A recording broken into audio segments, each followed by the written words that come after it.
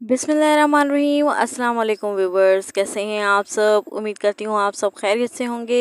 मेरी अल्लाह पाक से दुआ है कि अल्लाह पाक मेरे तमाम सब्सक्राइबर्स की जायज़ तमन्ना को पूरा करे, आमीन सुम्मा आमीन।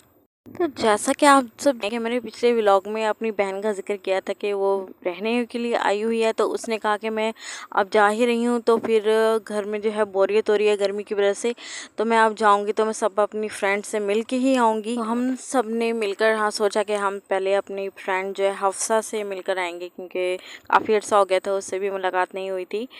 तो अम्मी, मैं और सिमल हम तीनों गए अपने फ्रेंड हफ्सा के घर। उसने जो है दोपहर के खाने के लिए हमें इनवाइट किया था।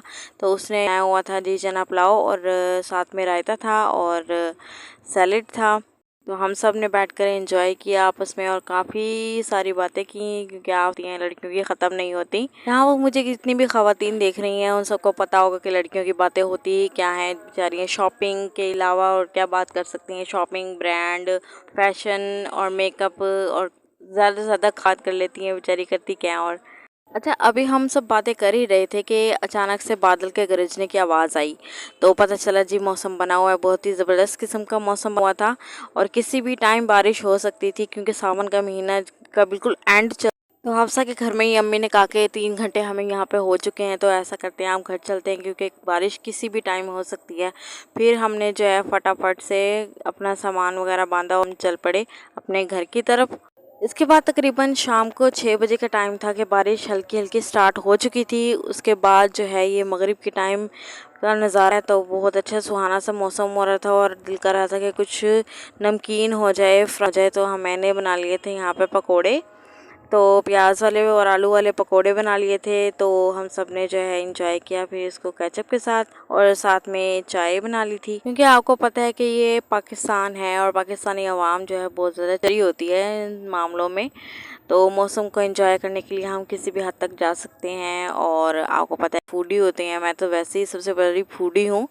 इस बात का अंदाज़ा आपको मेरे चैनल पर बने हुए मज़े मज़े के खानों से हो चुका होगा। तो बात जो है यहाँ तक ख़त्म नहीं हुई, क्योंकि थोड़ी ही देर बाद जो है मुझे याद आया कि ये कबर्ड में मैंने पापड़ पड़े हुए देखे थे।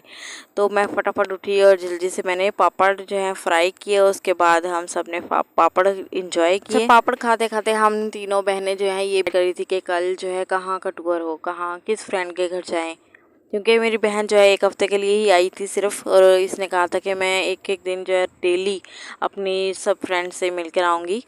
तो हम लोगों ने डिसाइड किया कि हम लोग शहजादी और किरण के घर जाएंगे। ये दोनों बहनें एक ही घर में शादी होकर आई हुई थी। तो हुआ कुछ यूँ कि हम लोगों ने जब इनको कॉल की तो फिर उन्होंने कहा कि आज तो हम तुम्हारे घर आने वाले थे। तो हमने सोचा कि चलो क्यों ना हमें ही अपने घर बुला ले। फिर हमने इनको अपने घर बुला लिया। फिर हमारे घर में बैठकर जो है डिसाइड हुआ कि हम बाहर कहीं घूमने जाते हैं, क्योंकि मौसम भी बहुत ज़बरदस्त हो रहा था। मौसम की मुनासबत से हम कुछ ऐसी चीज़ें इंजॉय, जैसा कि गोलगप्पे हो गए और स्लश वगैरह हो गए।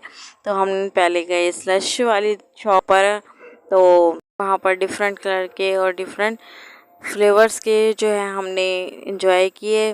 मैंने आइसक्रीम सोडा लिया था और बाकियों ने स्लश लिए थे। उसके बाद हम मुमताज़ाबाद चले गए थे, मुमताज़ाबाद से गोलगप्पे खाए। तो ये हमें हो गया था रास्ते में आते आते जो है शाम का टाइम, और शाम के टाइम फिर हमने जो है स्नैक्स के साथ कोल्ड ड्रिंक को एंजॉय किया, क्योंकि भूख बिल्कुल भी नहीं लग रही थी, पेट फुल हुआ हुआ था। फिर इसके बाद ये हुआ कि मुझे कॉल आई मेरी कस्टमर की कि आपने चिकन ब्रेड बनाना है, और चिकन ब्रेड बनाकर मैंने अगले दिन शाम को 4 बजे भेजना था।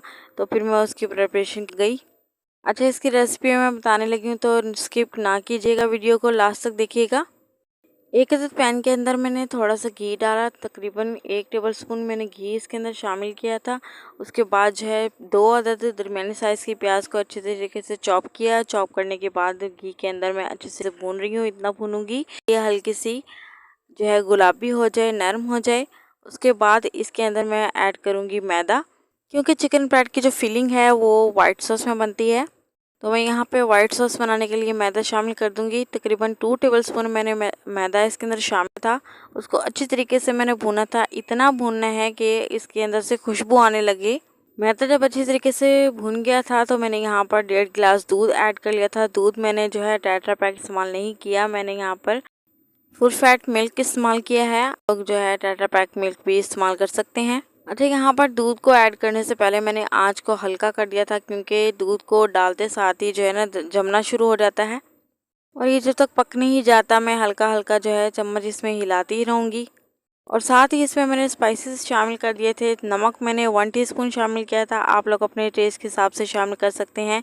वाइट पेपर मैंने यहाँ पर 1 टीस्पून शामिल किया था, और साथ ही मैंने चिली फ्लेक्स यानी कुटी हुई लाल मिर्च शामिल कर दी थी। ये बिल्कुल ऑप्शनल होती है, जिसे थोड़ा सा स्पाइस लेवल चाहिए होता है उसके लिए ऐड हैं, क्योंकि कस्टमर ने मुझे कहा था कि इसमें जो है आपने स्पाइसेस ज़रा अच्छे रखने हैं।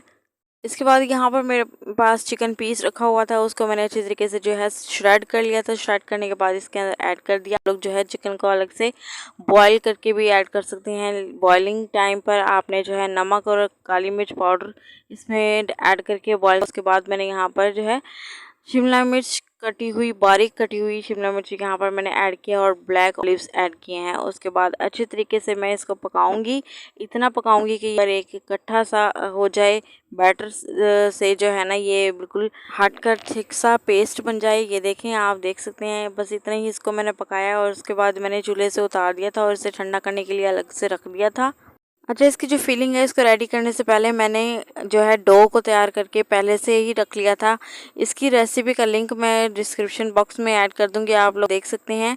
इसकी रेसिपी बिल्कुल पिज़्ज़ा डो वाली रेसिपी है, आपने घबराना नहीं है बिल्कुल भी, क्योंकि इसकी रेसिपी और उसकी रेसिपी में और उसके टेस्ट में कोई फ़र्क नहीं होता, दोनों ही सेम होते हैं। अच्छा, ये जब अच्छे से राइस हो गई उसके बाद मैंने अच्छी तरीके से इसको हाथों पर जो है ऑयल लगाकर अच्छे तरीके से दोबारा गूंदा है, और गूंदने के बाद जिसके छोटे छोटे पेड़े, अच्छा पेड़े बनाने के बाद जो है आप किसी भी तरह की इसको शेप दे सकते हैं। मुझे है ऑर्डर आया था कि आपने फ़िश बनानी है, तो मैंने फ़िश बनाई थी, और थोड़ा सा जो है ना मैं था वो इसलिए क्योंकि मटेरियल में एक्स्ट्रा भी था इसके अंदर, तो फिर मैंने घर के लिए थोड़ा सा इसके अंदर डिफरेंट शेप भी दी थी, आपको मैं लास्ट में दिखा दूँगी। अगर आप दोस्तों को वो डिफरेंट शेप्स में भी चाहिए रेसिपी, तो फिर मुझे लिंक जो है कमेंट करके बता दीजिएगा, तो मैं आप सब दोस्तों को जो है उसकी अलग से रेसिपी शेयर कर दूंगी। अच्छा, अब इस पेड़े को जो है मैंने हल्का हल्का जो है मैदे की डस्ट लगाकर जो रोटी की तरह अच्छी तरीके से बेल लिया है। अच्छा, ये बात ज़रूर याद रखिएगा कि इसके साथ जो है ना हल्की डस्ट लगानी है, ना ही आपने घी का इस्तेमाल ऑयल का करना है यहाँ पर, ठीक है। और हल्की हल्की जस्ट इसके अंदर मैदे की डस्ट लगेगी, उसकी मदद से आपने इसको फैला लेना है। हाथ से फैलाएं या बेलन की मदद से फैलाएं, क्योंकि मैं यहाँ पर फ़िश वाली शेप बना रही हूँ, तो फिर यहाँ पर मैंने इसको लंबाई की रुख में बेल लिया है। और बेलने के बाद जो है यहाँ पर मटेरियल जो है इसका जो मैंने अलग से तैयार करके रखा था, इस मटेरियल को जो है इस तरीके से आपने इसके ऊपर रखना है कि लंबाई के रुख में रखना है, बिल्कुल दरमियान में आए, क्योंकि साइड्स में जो हम कट्स लगा शेप देने के लिए, तो वो शेप जो है बिल्कुल शेपलेस ना हो, उसको बिल्कुल ख़राब ना हो जाए। हमने बिल्कुल दरमियान में जो है लंबाई के रुख में इस तरीके से आपने इसको बिछा देना है।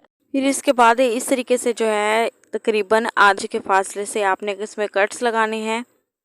कट को लगाते टाइम आपने ये ख्याल ज़रूर रखना है कि आपने बिल्कुल ऊपर से स्टार्ट नहीं करना, क्योंकि फिर इसकी जो फ़िश की जो चोंच है वो नहीं बनेगी, और ना ही नीचे इसके आखिर तक कट भी नहीं लगाने, क्योंकि यहाँ पर इसकी टेल बनेगी। देखें, मैंने जिस तरीके से इसके नीचे की शेप को छोड़ा है, इस तरीके से आपने बस आधा आधा इंच के हिसाब से कट्स लगाने हैं। इसके बाद इसको शेप देने के लिए इसके पहले सिरे को पकड़कर दूसरी साइड पर फोल्ड कर देना है, और उसको दूसरी साइड से सिरे को उठा जो है पहली साइड की तरफ फोल्ड कर देना है। जिस तरीके से हम चुटिया हैं तो उस तरीके से हमने इसको शेप देनी है, लास्ट तक इसको इसी तरीके से शेप देनी है। उसके बाद जो टेल हमने रखी हुई थी उसको कुछ करना, उसको छेड़ना भी नहीं है, उसको बिल्कुल ऐसे ही एज इट इज़ रखना है। इसके बाद मैंने बेकिंग ट्रे को ऑयल के साथ अच्छी तरीके से ग्रीस कर लिया था। उसके बाद इसको उठाकर बेकिंग ट्रे के ऊपर शिफ्ट कर लिया था। फिर उसके बाद मैंने अंडे अच्छी तरीके से फेंटा, उसके बाद इसके ब्रशिंग की अंडे की। अच्छा, अंडे की ब्रशिंग लाजमी करनी होती है, क्योंकि फिर इसके ऊपर कलर वैसा नहीं आता जैसा हम चाह रहे होते हैं, गोल्डन कलर नहीं आता। तो बाकी की फ़िश को भी मैंने इस तरीके से रेडी करने के बाद जो है ट्रे पर एडजस्ट कर लिया था। उसके बाद जो है मैंने एग वॉश कर लिया। एग वॉश करने के बाद जो है मैंने जो तिल वाइट कलर के तिल उनको अच्छे तरीके से स्प्रिंकल कर लिया। और कुछ लोग जो हैं जो मुझे ऑर्डर करते हैं वो कहते हैं कि कलौंजी भी डालिएगा, तो फिर मैं कलौंजी भी जो है स्प्रिंकल, ये बिल्कुल ऑप्शनल हैं दोनों चीज़ें, क्योंकि कुछ लोग पसंद करते हैं और कुछ लोग नहीं पसंद करते। इन सबको रेडी करने के बाद पहले से प्री हीटेड ओवन के अंदर मैंने इनको रख दिया बेक होने के लिए। इनका जो टेम्परेचर है वो 250 डिग्री था और जो टाइम था वो तकरीबन 15 मिनट था, क्योंकि मैंने ऊपर नीचे के दोनों रॉड्स ऑन किए हुए थे। 15 मिनट के बाद ये बिल्कुल रेडी हो चुके थे। तो कैसी लगी आप लोगों की रेसिपी तो मुझे कमेंट बॉक्स में ज़रूर बताइएगा। और जिन दोस्तों ने मेरे चैनल को अभी तक सब्सक्राइब नहीं किया वो प्लीज़ सब्सक्राइब कर दें। इसे आप अपने बच्चों को लंच बॉक्स में भी दे सकते हैं और रमज़ानों में अफ्तारी टाइम पे भी बना सकते हैं। तो फिर मिलते हैं नेक्स्ट वीडियो में किसी अच्छी सी व्लॉग और रेसिपी के साथ। मुझे अपनी दुआ में याद रखिएगा, अपना और अपने इर्द गिर्द का ख्याल रखिएगा। अल्लाह पाक आप सबका हामी और नासिर हो। अल्लाह हाफिज़।